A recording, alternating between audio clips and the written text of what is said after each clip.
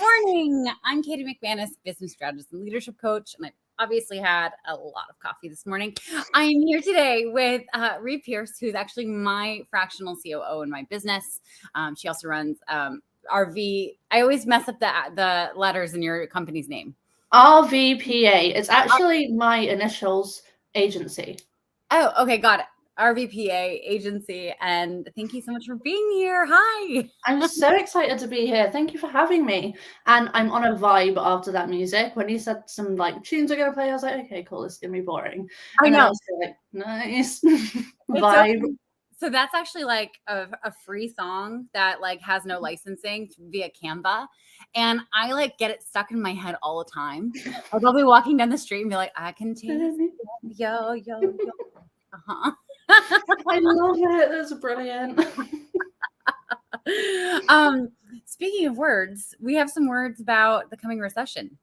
Yes, which is kind of a gross topic, and it's something. I want to just like say this for everyone. I'm not a fan of scarcity marketing. And so you haven't heard me talk about the recession because I see a lot of other business coaches out there talking about how the recession's scary and now's the time, strike while it's hot and blah, blah, blah, blah, blah, blah, blah. And I never want to be perceived as that. So I've kind of shied away from the whole topic altogether.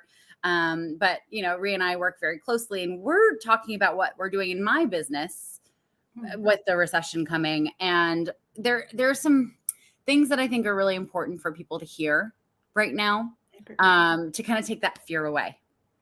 Absolutely. I agree as well. I think it's important to say, like, it's okay to talk about scary things as well. Yeah, it's a good thing. It's a nice thing. And I think for both of us, you know, there's no hidden agenda with this. It's more just for exactly getting our thoughts out there and also hopefully helping someone in sort of combating their own personal feelings around it as well. Totally. I'm very popular. All of a sudden I'm getting texts galore. I wonder if someone watching the live. And just a little housekeeping. We are going live to the Facebooks, to LinkedIn, to YouTube and Twitter, even though I don't really have any followers on Twitter. But sometimes not all the comments come through to us. So we love this to be interactive. If you have any questions, pop them in the chat. But if you do pop something in the chat and we don't like put it on screen or talk to you about it, we're not ignoring you. We're not mad. It's just the technology sometimes doesn't work quite as we want it to. But anyway, so back into this recession that's coming. So we've gone through a couple recessions in our lifetimes. Mm-hmm. You know, the 2008, the pandemic, and here we are going into basically our third one in our living memory. Mm-hmm. Right. And, you know, some data that was really helpful for me when the pandemic hit was that the coaches and consultants who doubled down on their marketing, who doubled down on serving clients during the 2008 recession actually came out that much stronger. Mm-hmm. Agreed. Right. And it's just, they just kept being of service. They kept at their work. They kept supporting people. Because we want to think about this is one of the most stressful things that humans will go through in our lifetime. Absolutely. I think like perseverance during this time is really important. Also, especially in this industry where we're so attached with our brand, like being that shining light throughout this space, that person that's always there, that sticks with people. And so, as you said, you come out the other side a lot stronger. Yeah, 100%. And it's not just being there for people. You don't have to be inspirational the whole time. You can be freaked out the whole time. But you being there and saying, hey, listen, like, this is my take on this. Absolutely. Just showing up. Being there, showing up for yourself, showing up, however that looks, showing up for your clients. Mm-hmm. Again, as I said at the start of the conversation, like talking about scary things, amazing thing to do. And doing that throughout the whole time, I think is something that's really important as well, because everyone's in this position too. Yeah. There's this dichotomy of like failure and success that a lot of new business owners have in their minds. And it's like, okay, cool. Well, if I started a business, it has to be successful overnight. And if I have to go and get another job, then that's a failure. And I just want to remind everyone who's watching, like, if you're starting a new business and the money's not consistent yet, you're still a human with bills to pay. You're still a human whose body needs food and shelter and water and, some comforts. There is absolutely no shame in you going and getting a part-time job or a full-time job to float you during this time, but don't give up on the business. Absolutely. As well, I think think about the weight that could lift off your shoulders to push your business further forward if you're not then worrying about the finances, and then you can just pour love into it rather than pour money worry and bills to pay and all that sort of stuff into the work you're doing. Oh, yeah. Well, because when you pour the money worry into it, you settle for jobs and clients that are not your ideal. They're just like, oh, thank God, I have some money coming in. And let me tell you, anytime you're in that headspace, run in the opposite direction. Those are not the clients for you. Absolutely. Couldn't agree more. So if you were to break down a couple of things that you're seeing businesses doubling down on, what are you seeing right now? Really heavy on communication. So with their clients, with their people, about how they're approaching things is one really major thing, but then also the rhyme and reason behind what they're doing, and like also their feelings behind it, how they came to the decision. So not just now we are doing this, but really talking about what led them there, with the hope of empowering people, with the hope of also opening those doors into what's going on in their business, so that I think there becomes this barrier when everyone's living in uncertain times between, okay, what's real, what's fake, what should I follow, what's going on, what's just social media. And so I think right now I'm seeing all of my clients, and myself included, really making sure that they're sharing the whole picture of truth outwardly in their marketing, and then with clients as well. Yeah, no, 100%. And that transparency, it builds trust. And transparency about things that also don't work. Oh, we tried this and here's how it didn't work for us. It could work for other people who have these different circumstances. Yeah. But here's why we don't use this strategy anymore. Yeah, absolutely. I mean, there is no one size fits all. I know the internet loves to tell us differently. But no, absolutely. I love the openness now to learn from each other's mistake in this online space as well. I think that's growing. I think it definitely more used to be like, again, that picture perfect method of how we show up, and that should be how it is all the time. But that transparency is so important, especially for the long-term success and growth. Yeah, no, 100%. One of the things that I'm seeing a lot of business owners doing, and we're doing it ourselves in my business, is offering smaller programs or offering digital products, like those smaller ticket items that can support people and be kind of that stopgap if they're like afraid of really investing a lot of money and working with you, where they get to experience kind of working with you in a smaller way. Absolutely. I think it's becoming more and more important, as well as there is more things on offer, and I don't believe in this, but more saturated market, to be able to get people into your world as a taste test, as you say, and then show them what that could be like. So definitely across board, even myself, I've never really had any lower ticket ways of working with me, and I've recently introduced one, which is very exciting. But it's that allowing people into your world with less of a barrier. Right. Which I love. Yeah, no. Well, less of a barrier, and also like giving them that one step that is going to help propel them forward. Yeah. So they not only get to see like, oh, this is what it would be like to work with Rhi or Katie, but like, oh, wow, what they told me to do actually does help. That's me. Yeah. Actually does move the needle. Okay, great. Now I'm in a position where I can go back and get more support. Absolutely. Yeah, definitely seeing that across board. And then as well, I actually have noticed a lot of people doubling down on education in their offers as well. So as you said, digital products, but a lot of teaching in those rather than the coaching side, which I've found really, really interesting. Yeah. I think definitely at the beginning of the pandemic as well, there was that double down on education and expanding your knowledge as we went into that really uncertain time. So it's interesting to see that repeat itself. Yeah, I have a theory behind this, and it's that when we're in an environment where the world is constantly telling us like it's scarce, like there's going to be threats to our safety, all these things, we grab for things that'll help us survive, and we almost start hoarding them. Right. So, but what's like, we're in the information age. So, I mean, like, I'm sorry, like, I'm not grabbing for spears. I'm not grabbing for like elk skins. What I'm grabbing for is information and skills and abilities that'll help me survive the next year or so. Well, I'm glad to hear that you're not hoarding tins of meat at your house. My cupboard's too small. I have too many dog treats in there to have any. I mean, we have a farm of 600 or 700 cattle, so I think we're good for the minute. So I guess in some ways I am hoarding. Not in the cans yet, though, but no. Baby steps. Yeah, baby steps. You'll get there. No, and I think it's so important to remember also that everything that we're hearing in the news, everything about like prices rising and people getting laid off, and people, having to move out of their homes because they can't afford it. All that stuff affects us as empathetic creatures on a deeper level than we give it credit for.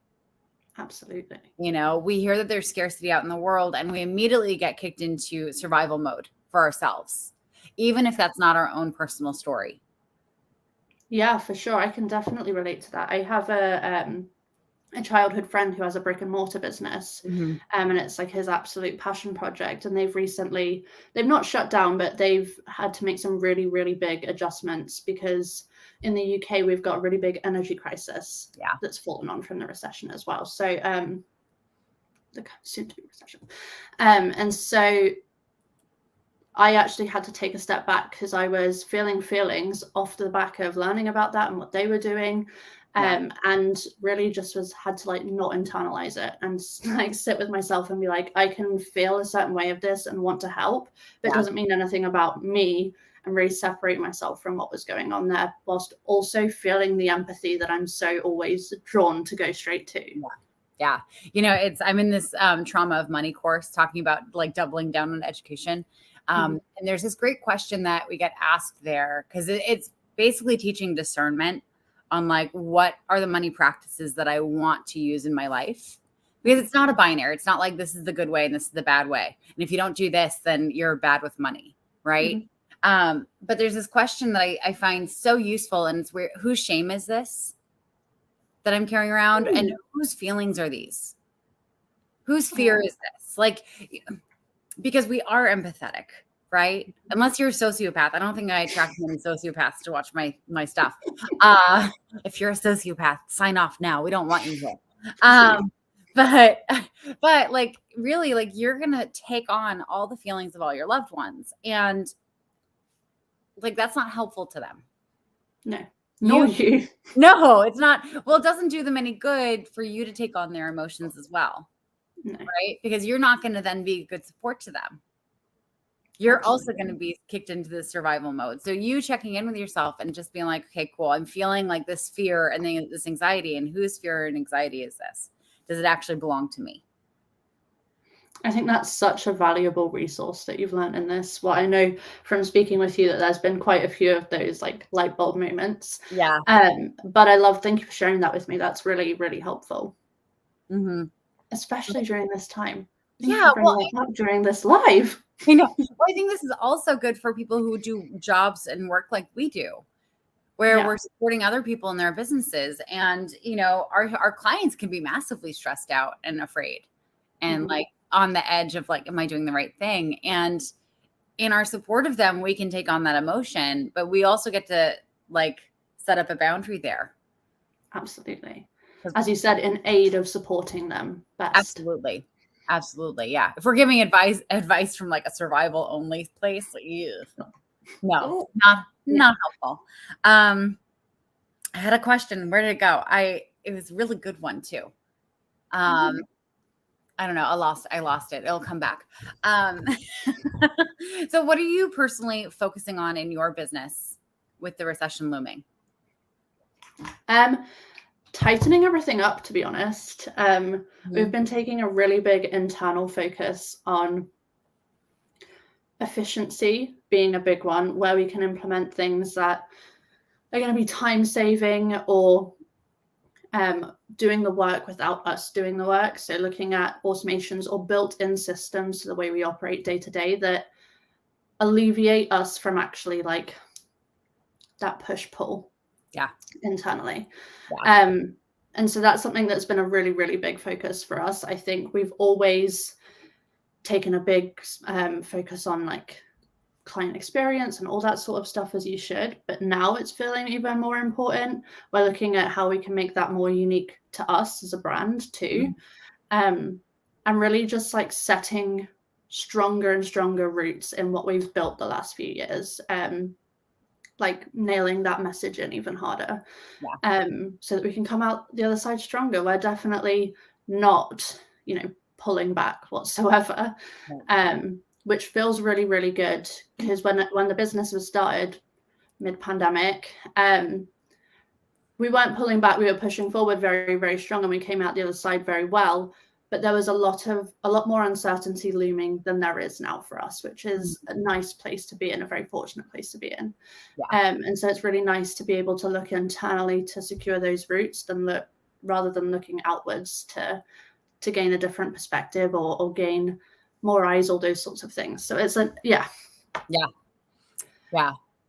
know that I personally could speak on your behalf of a few of the things that you're doing, but like I'd love to open up the floor to what you're doing as well. Well, so this last year has been like a foundation building year. Really, it's putting the right people in place, and sometimes occasionally the wrong person. And because here's the thing, like you can build a business to $500,000 or $1 million a year, but if you don't have the systems in place to maintain that, it's not going to be sustainable, and you're not actually going to support your clients in the best way possible. So the things for me that I needed to kind of get off my plate and find the right people to support me are like social media organizing. It's really easy I love LinkedIn, and I have a really hard time like finding inspiration and being consistent on other platforms. And if I want to grow my business bigger, then I have to kind of outsource that bit, so finding the right people there, having your team build up all the, how do I refer to it? All the structures that I'm going to be able to deliver to my clients through. If you're watching and you're not aware of this, so we've just transitioned most of our things into Mighty Networks, because one of the things that I realized in my business that I so enjoy is creating that community. Right. I was literally just about to reference this when you're talking about LinkedIn. It's like, we love the connection and the community, and that's why it's so easy over there for you. Oh, 100%. It's like making actual honest to goodness friends. And basically going to a cocktail party every day, but minus the alcohol, and without having to put shoes on. Sometimes not even a bra. It's great. But really like creating systems where I get to have that community and really serve that community in a way that's efficient for me. Yeah, for sure. Right.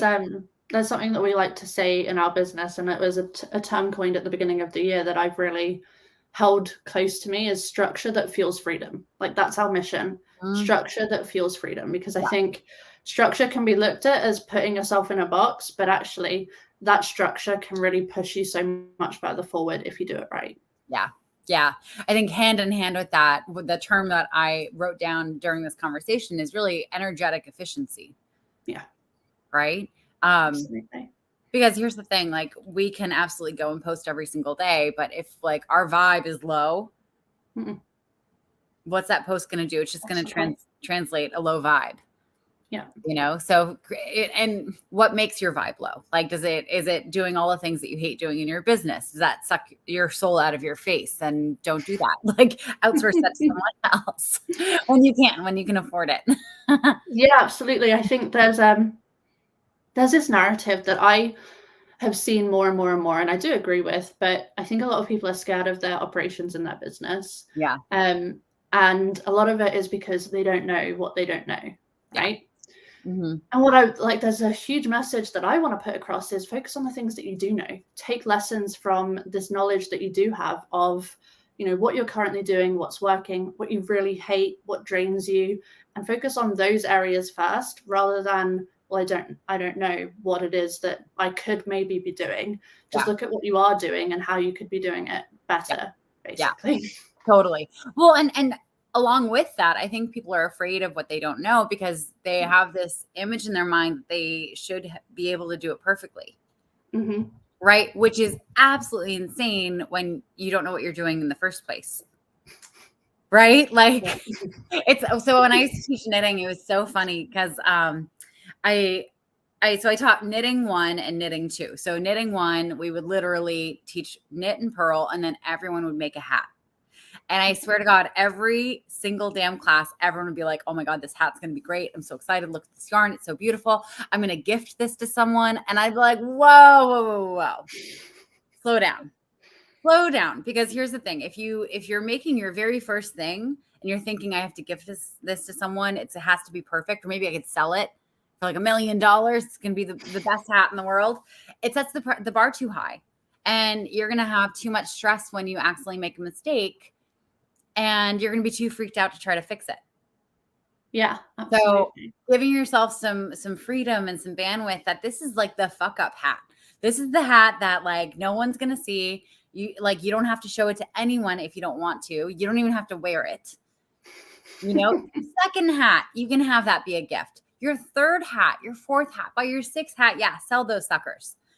Right? Yeah. But like this is the practice hat. Like let's rein it back in. This is the practice hat. You're not giving it away. And no, like you're not going to knit a sweater next. That's not how this goes. You're going to do something slightly more complicated, but not on that level. Mm-hmm. But people do this in their business all the time. They're like, oh my God, well, I have to set this up and it has to be perfect right now. They don't realize that they get to iterate. It's like helping my clients set up their LinkedIn about section or their profile. They're like, it has to be perfect. And it's like, no, you're going to change it 1,000,000 times. I think it's important to note that like that's the same as every single thing in your business. Like It should shift and grow with you. And it's important to just get something out there.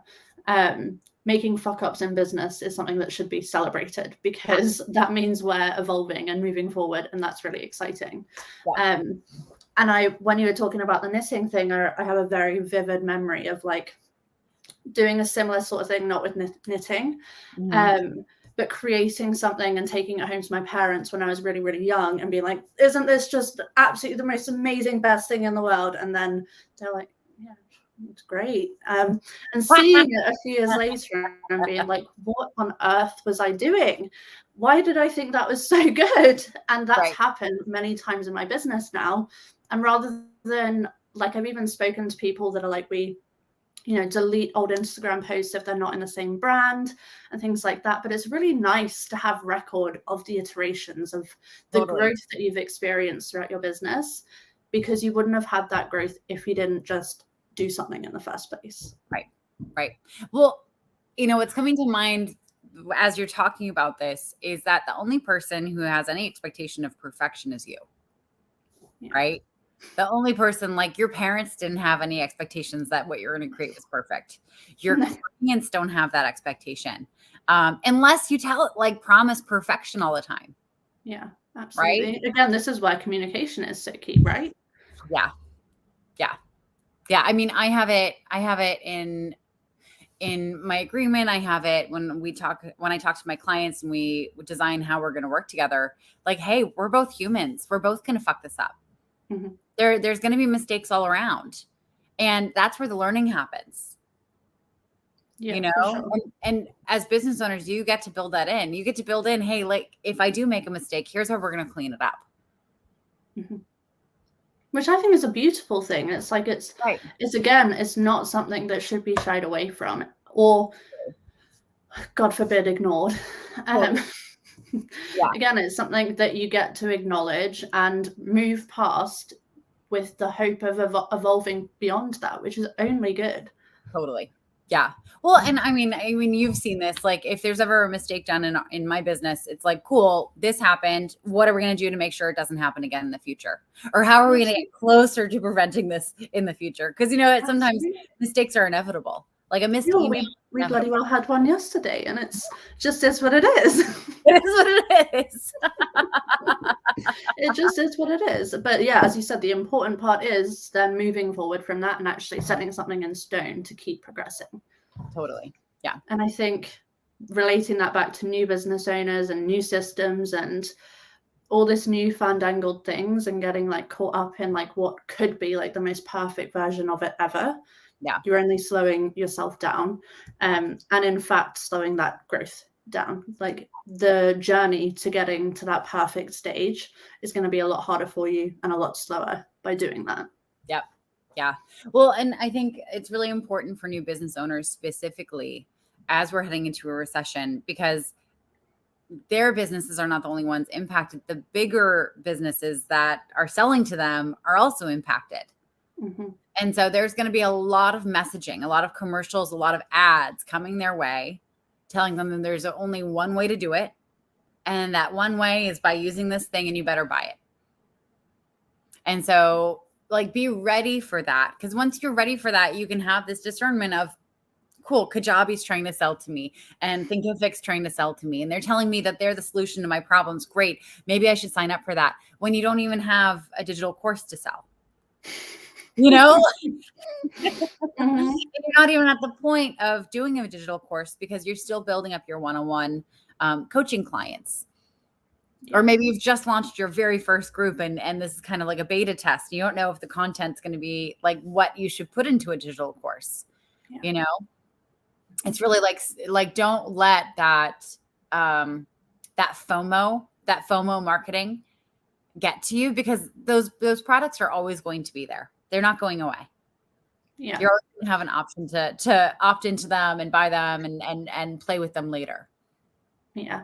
Something that came up when you were speaking about that is actually another thing that I've noticed myself, you, my clients, and a lot of my peers as well focusing on at this time is a lot of inner work, a lot of self-reflection, a lot of learning how to lead themselves better, and really be more in touch with their emotions and navigate their nervous system during this time. And I think that's really, it comes with being an entrepreneur. It comes with being a business owner and leveling up. I think there's always that type of work to be done, even not as an entrepreneur, let's be honest. There's always inner work that you can do. But it's been really interesting watching people now doubling down and also being more conscious with the way that they're leading themselves and the way that they show up for themselves, not in their business, not for their clients, but just for themselves, literally. Oh, yeah. Oh, yeah. Well, I mean, anytime you're brave and you're putting yourself out there, it's an open invitation for all your shadow work to come out. Yeah. Like all the work, all the trauma that you had throughout your life, like it's going to rear its ugly head and say, hey, like you should probably work on me right now, because if you don't, I'm going to go and fuck with your business. Absolutely. So I wish it was like a really conscious choice for me to be like, I want to go inward. I want to like work on myself. But no, it wasn't. It was just like, oh my God, this is going to derail my business if I don't deal with this stuff now. It's like when you said derail, I literally pictured a cart and it's like one wheel's come off the track and it's like, okay, we need to make sure the other three don't. And for a business owner who like my type is of launching new things is like set the train in motion and then build the track as it's coming, which I'm sure I know drives your team nuts. You guys are like, Katie, like stop, slow down. But that's fine. That's fine.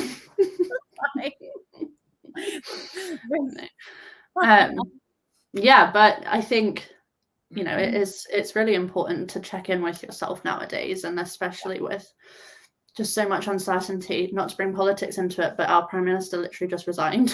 I saw that this morning and I thought it was like a prank. I was like, CNN, you're so funny. I was like, but it's not April 1st. What are you talking about? But is that the shortest stint for a prime minister ever? Oh, Liz. Yeah. And, you know, it's too bad that didn't happen with Trump. Yeah. And I mean, even our old prime minister, it would have been fine to happen to as well. I know. So what's working next? I'm just curious now. What's happening next? Yeah, like who's going to be next? Or do you have to have an election? I think they'll have an internal election Okay. between the current party. Okay. Basically, I think that's what's occurring. I didn't read too much into it this morning. I was speaking to Josh about it, my partner, because every week for the past month or so, I've had an email from my accountant saying the government is doing this next week.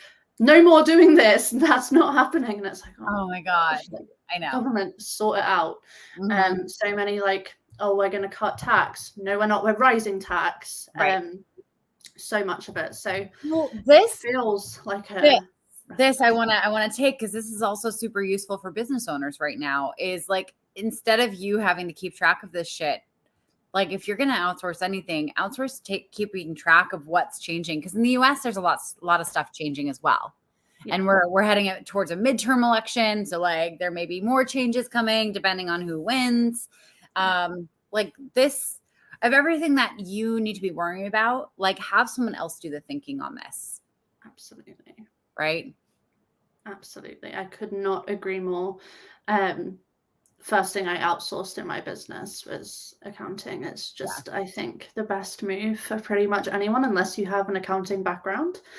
But yeah, it's a huge weight off. And exactly as you said, it's not just there for the actual physical accounting, but it's like the updates and the keeping track of things. Couldn't agree more. Especially during this time when everything is changing all the time and uncertain and bit of a head fuck. Totally. Yeah.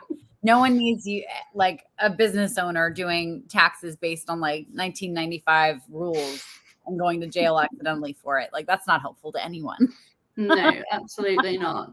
Or even just the feeling of worrying that you have to do your taxes, or the feeling that you have to do all of that stuff. It's just, again, energetic efficiency. Yeah, exactly right term to use there. It's just making sure that you're putting your energy where's best needed and where's going to be most profitable for you, both in finances, time, energy, all of it. Yeah. It's well, and I always say this to my clients, is like the number one thing that matters for your business is visibility. Right? Number two is serving your clients, but number one is visibility, because your clients are not going to stay with you forever. You need to constantly be visible so that people can like check you out, like start building trust with you, start building that relationship on their end, and then eventually become your client.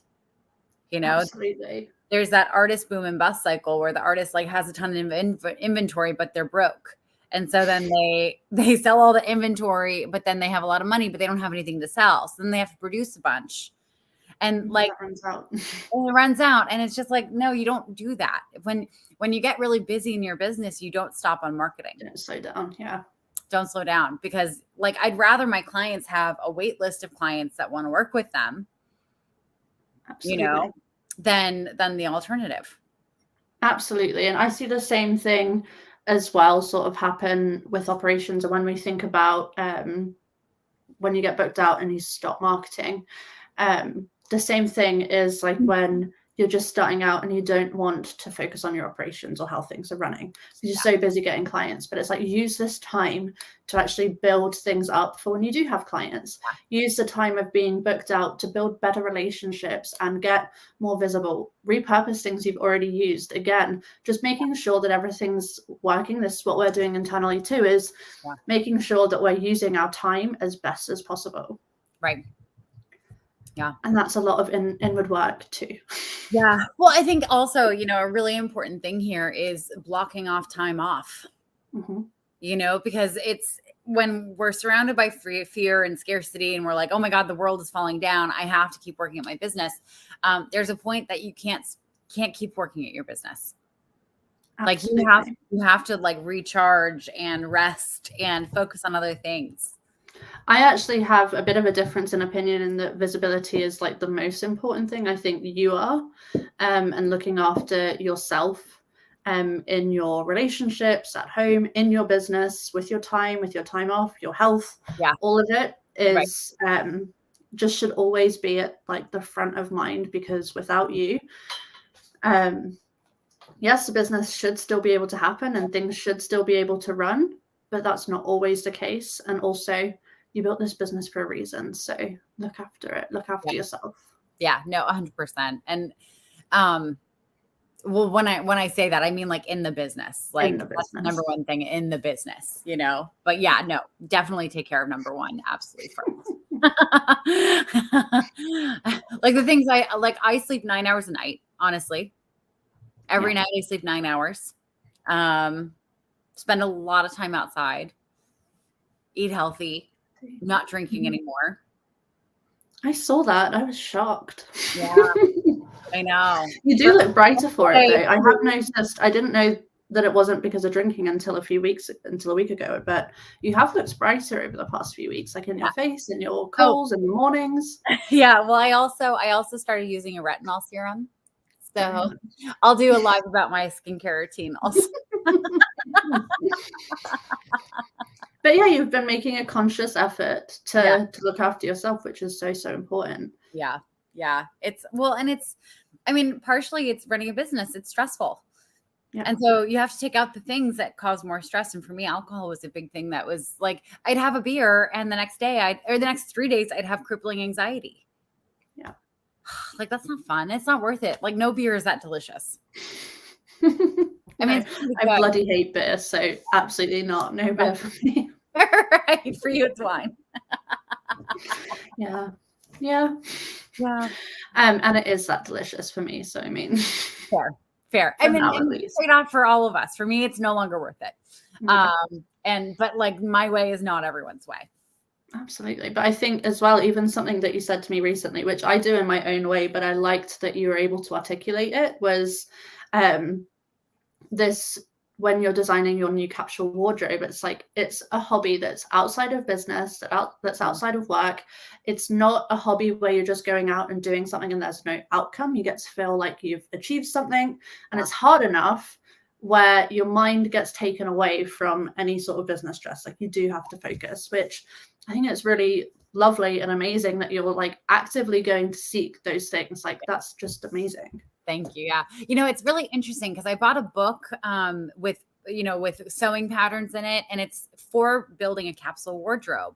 Mm-hmm. And the first portion of this book is actually doing an audit of your life. So it literally, and I've never thought of approaching it this way before, because, you know, how people typically, like, when they get into sewing is they're like, oh, I want to sew all these fancy dresses because you want to make something really pretty. Mm-hmm. Right. But what happens, like, you sew it, you maybe wear it once, and then it rots in your closet for forever. And it's not like something that you can give to someone else because it's custom made for your body. Yeah. Right. So in this book, they have you actually like break down what your week looks like, which for me, it's like dog park, sitting on the couch, doing calls, doing this, like one dinner out, and usually to a casual place. Like my wardrobe that I'm building out in my capsule sewing has to be very casual, and it also has to be very durable because my dog is a freaking nut job. But it goes into that idea of energetic efficiency.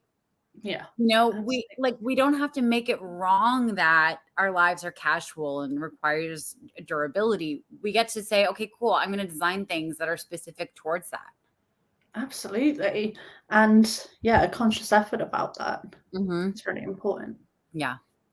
I was recently sharing on my Instagram stories that, I don't know, I have never really been one to buy loads of clothes, but somehow I have loads of clothes. Mm-hmm. I'm like, I just have way too many. I've really been trying to get rid of things all the time now recently. Yeah. And I've made this pact with myself, whereas if I'm going to buy something, I'm going to get rid of something at the same time. Like, if I want to bring something in, I have to get rid of something. Yeah. But there's one thing I can't do that with, and that's pajamas. And I will buy pajamas until I'm blue in the bloody face. Yeah. Pajamas and blankets. Always got a blanket with me. Yeah. always like when I'm not in pajamas in my work day, it's like the first thing that I do. Even like if we have friends around for dinner, we'll eat and I'll get dressed up to physically eat. I'll finish eating and go and put pajamas on and come back. And that's just like, that's my most comfortable thing. And I'm absolutely fine. Like I would rather spend good money on pajamas than on an outfit that I wear once a year or an outfit that's just for a season. Yeah. And so it's again putting I just can't wait to like see your Facebook ads. It's like pajamas, comfy blankets, pajamas, comfy blankets. I will not be getting rid of any pajamas or blankets. We honestly, when we moved into this house after the mid-pandemic, basically, we'd had all our stuff in storage because we were abroad. And we got everything back out. We didn't really have things like textiles anymore. We got rid of those. Right. But we had like this blanket box that we used to have in our living room. So we brought that back out, and I brought like 2 or 3 blankets to put in there. It literally almost touches the ceiling now. Oh and Josh says that basically I'm not allowed to get rid of any without actually, what was I saying? Basically, he said that I'm not allowed to get rid of any without actually only leaving the basket. He's like, you just have to get rid of all of them at once. Right. And that is the hardest thing in the world. So what I've started doing is dotting them around the house. There's blankets everywhere now. It's like the little kid who like doesn't want to eat the food, so they spread it out and they make it look all messy, so it looks like they've eaten, but they've actually just like dispersed it across the plate. Absolutely, because he was like, no, you just have to get it all over and done with. Keep your favorite 3. It just doesn't work. I can't. I'm sorry. And also, it's the sort of thing that everyone buys me blankets because they know I love them. Of course. So there's that emotional attachment to it. Yeah. You know what I feel like you need is you need someone to like build you like PVC pipe framing so you can have blanket forts. You know, because like what you could do is you could do PVC framing, and you could put like little felt things on the edge so it grabs onto the blanket a bit, so it doesn't just slide off. You're right. And then you could have like fort building parties at your house, where everyone gets to build their own little fort. I was speaking to a friend about it. I love this idea more, but I was speaking to a friend about it, and she was like, well, you just need enough houses where there's going to be 3 blankets in each. And when you want to see those blankets, you just go and visit them. And I was like, to be fair. Yeah. To be fair. I think that's also a solution that I would support. Mm-hmm. Me too. So long as one of the houses is in Philadelphia. Noted. Okay, well, we're coming up on time. What is your final message that you want everyone to hear coming into the recession? Do scary things. Don't be afraid to be afraid, which I know is very aligned with your message of being brave and to stop being a weenie. But I think in this time, there's enough scary things. Don't let your own fear of the future cripple you for what you can do now to make a difference. Yeah. Ditto. Well, the beautiful thing is that no one's paying attention. Yeah, exactly. Like that's the good news and the bad news. No one's paying attention, so you can do whatever the fuck you want. Even if they are, like, I think in business, there's a really important thing to always bring yourself back to of what's the worst that can happen. Right. Like even if you fuck up and everyone's watching, what's the worst that can happen? Right. Yeah. You acknowledge it and you move on. Cool. Yep. Yeah. Done deal. Well, with that, thank you so much for being here. Thank you so much for having me. It's always fun to chat with you. I know. I know. We usually like go way over our times for our meetings just because we can't. We have to like talk about all the things. If anyone wants to get in touch with Rhi, you're on the LinkedIn and the Instagram and all that stuff. And also you can DM me. She works in my business. I know where to find her. Anyway, this is Rhi Pearce with RVPA agency. No, RVPA. Mm-hmm. That's it. That's it. Four letters. I mean, it's not that difficult. I just want to say another word at the end, and it's already RVPAA. Yeah, RVPAA. And I'm Katie McManus, business strategist, leadership coach. Thank you for watching. I hope this is super useful. And remember to breathe as we go into this challenging season. The cool thing about seasons is that they don't last. They always change. And we're going to get through this, and you're going to be fine, and it's all going to be great. And if it's not going to be great, then you can always make it great later. But with that, have a great day, and we'll see you all soon. Bye.